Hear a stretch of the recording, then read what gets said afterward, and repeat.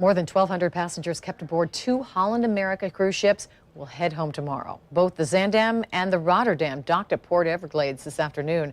And just hours ago, medical crews were seen pulling sick passengers and crew from the ships to be taken to a nearby hospital for treatment. Others have been medically cleared to board private flights back to their home states. Passengers tell Hatzelvila they're grateful to be getting off the ships. Video taken by passengers as the ships come in from the Rotterdam. They wave to us, surely feeling relieved.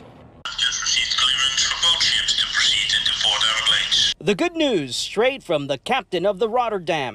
Your journey home is ready to begin. Looks like the more than 1,200 passengers from the two cruise ships are closer to going home. Local 10 takes you inside one of the ships where we find Wendy and Rick Del Pino.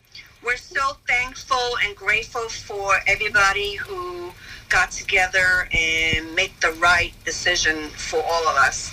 Unified Command, which right now is in charge of Port Everglades, reached a deal with Carnival Corporation, the parent company of the two ships, the Zaandam and Rotterdam. As the foreign nationals leave, they're going to be leaving on chartered planes. They're not going to come in contact with the general public. It's going to be a very controlled exit. The cruise line has agreed to transport its passengers out of the area. First, the critically ill patients will be taken to Broward Health. The remaining sick passengers, about 45 of them, will stay on the ships until they recover.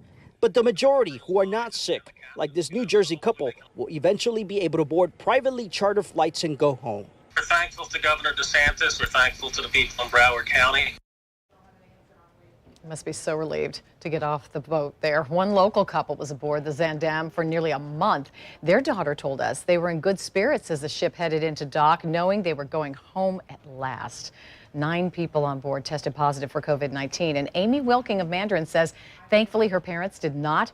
The ship carrying dozens of sick passengers and 2 confirmed deaths from COVID-19 had to wait for approval to dock in South Florida.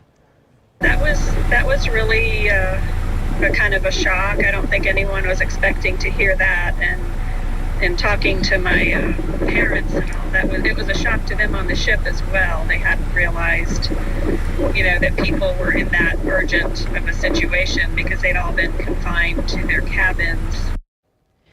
The guests aboard the Zaandam haven't left the ship since March 14th and have been self-isolated since March 22nd. Governor DeSantis said they'll accept the 52 Floridians on board, but he's concerned with how much space is in the hospitals during this pandemic.